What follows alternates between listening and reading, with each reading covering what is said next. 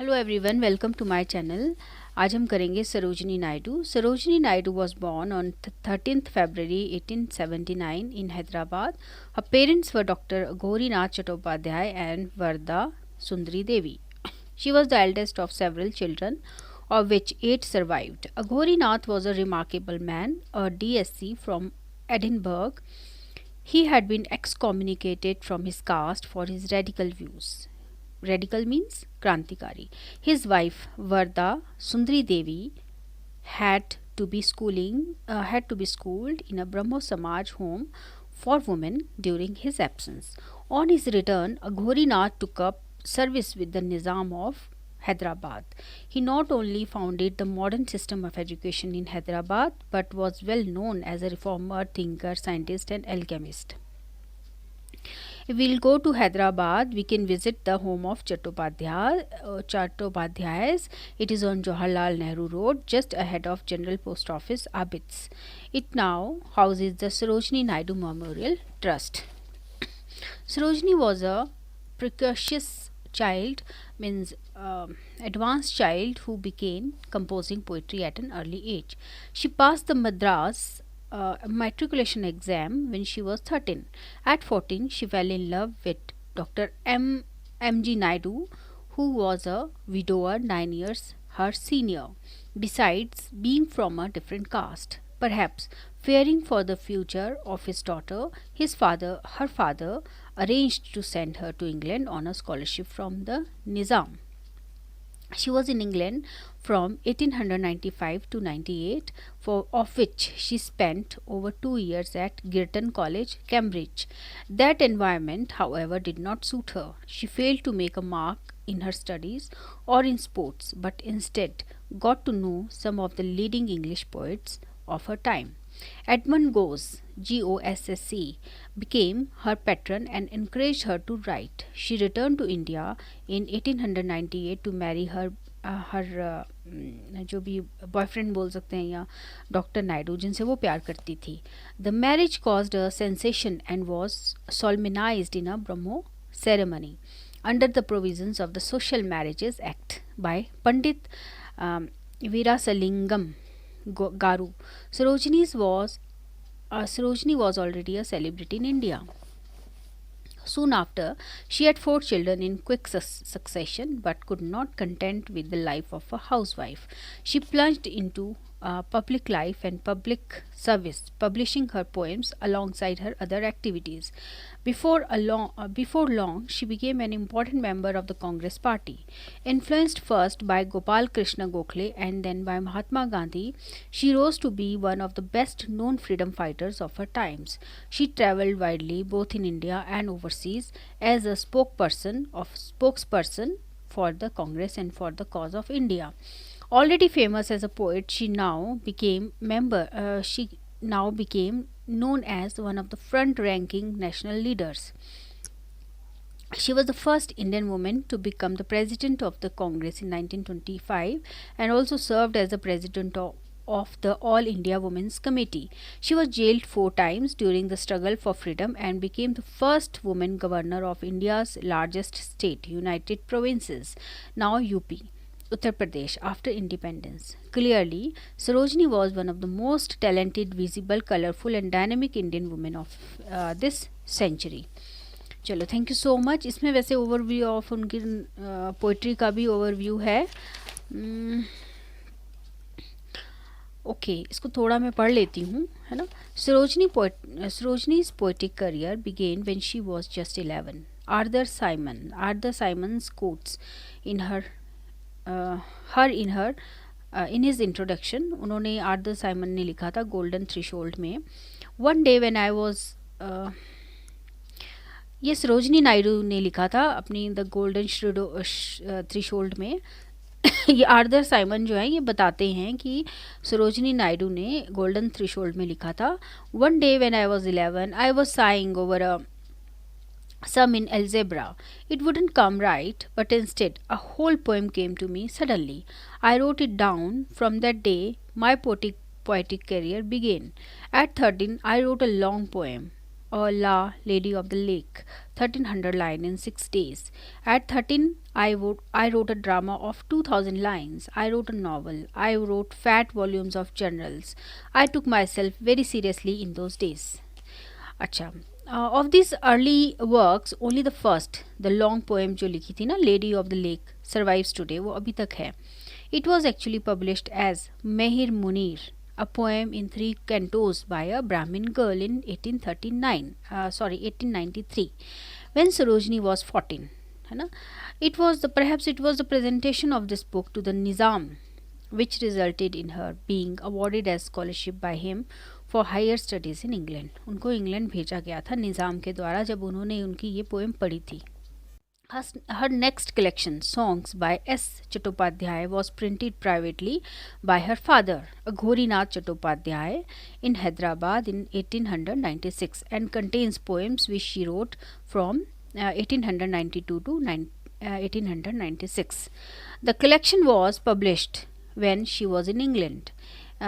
इसमें लिखा है कि we know that she sent letters and poems to her would be husband. तो जो नायडू थे उनको उन्होंने लव पोएम्स लिख के दी थी, पोएम्स या लेटर्स लिखे थे from England. Some of this poems found their way into songs along with a number of older pieces.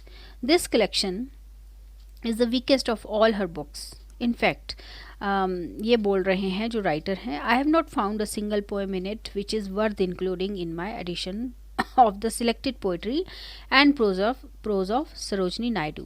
The publication of songs was not supervised by her, though the printed copies of both Mehir Munir and songs show correction marks in her handwriting. Perhaps she intended to republish both them, but then dropped the idea. The poem in these two juvenile collections are hardly ever discussed by critics. उन पे कोई भी criticism नहीं किया गया, ना तो अच्छा ना तो बुरा. Now, it was with Golden Threshold in 1905 that Sarojini Naidu's career as a poet really took off. ना took off मतलब थोड़ा कम हो गया था. सॉरी टेक ऑफ मतलब उनका करियर जो है ग्राफ बढ़ गया था. Arthur Symons was responsible for the publication of this book. The poem in it belong almost wholly of two periods, 1896 and 1904. Sarojini had sent Symons some new poems in 1904 and he had already seen her earlier work in 1896. तो जो Symonds थे वो बोलते हैं, as they seem to me to have an individual beauty of their own, I thought they ought to be published. Sarojini then wrote to Edmund Gosse जो उनको encourage करते थे लिखने के लिए, asking for his advice and permission in publishing the collection. Sarojini's dedication of the book to Edmund Gosse, who first showed me the way to the Golden Threshold, shows how deeply she was influenced by him. बहुत ज़्यादा influence थी वो इनसे Edmund से ना. Ironically, when Gosse, Edmund Gosse had seen many of these very poems in 1896, he had been disappointed, as he tells us in his introduction to the bird of the time. मतलब वो उनको अच्छा नहीं लगा था उनकी पोएम्स ना जब उन्होंने एडमंड ने उनकी पोएम पढ़ी थी सरोजिनी नायडू की. Now thanks to Simon who was being published anyway. तो जो साइमन थे उन्होंने उनको पब्लिश किया था लेकिन एडमंड को वो अच्छी नहीं लगी थी. There was however yet another difficulty which no biographer or critic of my knowledge has mentioned. William was unwilling to risk his money on the book, though it was recommended by Gosse and Simon and would carry on introduction by the later. एक और थे William Hahnemann, उन्होंने risk नहीं लिया था उनकी books को publish करने का. हालांकि रिकमेंडेशन थी एडमंड और ये जो आर्थर साइमन थे उनके द्वारा रिकमेंड किया गया था कि ठीक है पब्लिश कर लो, पर उन्होंने नहीं किया था. The poet had to actually pay the publisher a tidy sum in pounds sterling to cover the printing costs. This is revealed in Sarojini's letter to Gosse at the National Archives. ये Sarojini Naidu ने खुद लिखा था. The book went on to be a huge success. The first edition was sold out by the end of 1905 and the new edition was published and quickly snapped up in 1906। कई बार होता है ना, हमारा कोई काम जो है अप्रिशिएट नहीं किया जाता कुछ लोगों के द्वारा, लेकिन जब वो पब्लिश होता है तो उसको बहुत ही ह्यूज सक्सेस मिलती है। तो सरोजिनी नायडू के साथ भी ऐसा ही हुआ था। The book was reviewed favourably by both in the India and specially in the British press. There were reviews in the Times, the Manchester Guardian, the Review of Reviews, the Morning Post, Athenaeum, Daily Chronicle, Spectator, T P's Weekly, सब में जो है ना वो reviews छपे थे. The Golden Threshold made Sarojini a celebrity in both India and England. My god, ये Golden Threshold थी, ये याद रखना पड़ेगा. Never before had a book of poems by an Indian caused such an impact abroad. The Golden Threshold remains Sarojini's best and most popular book. She never exceeded what she achieved in it.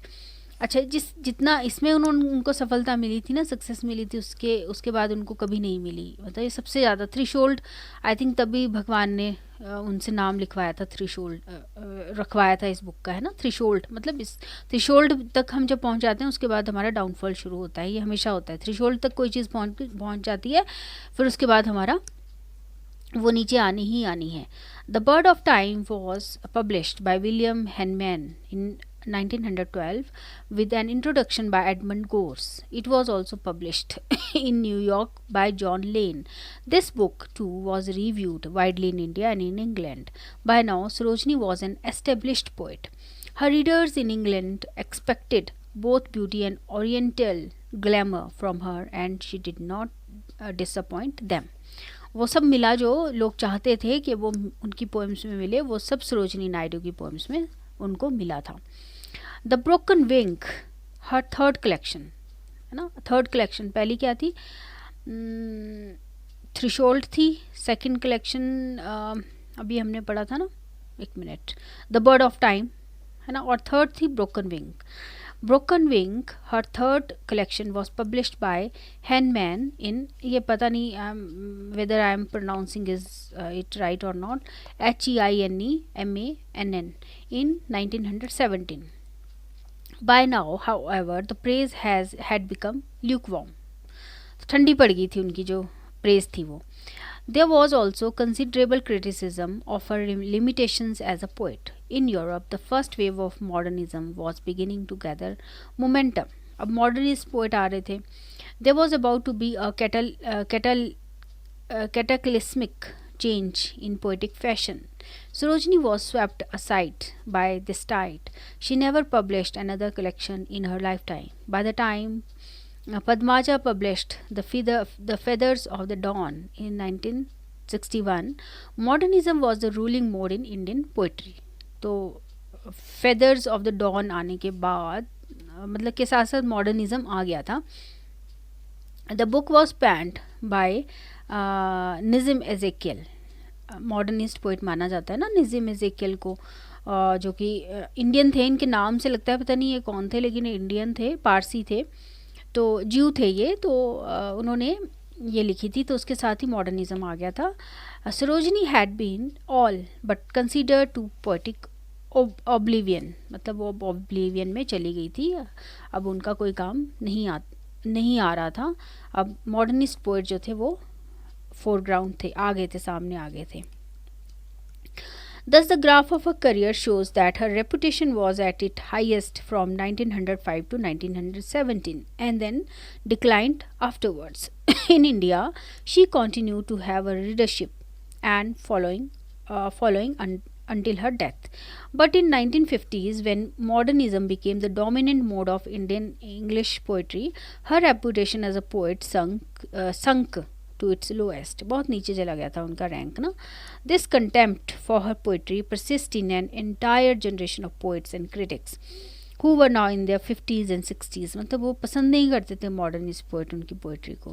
Perhaps the time is now ripe for a reinterpretation, if not revival of her work.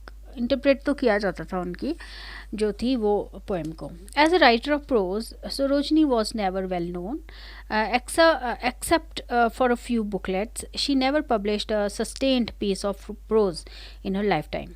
Her collected speeches are uneven in quality and lacking in well developed and original thinking. In fact, most of the thousands of speeches she delivered were extempore. Extemper.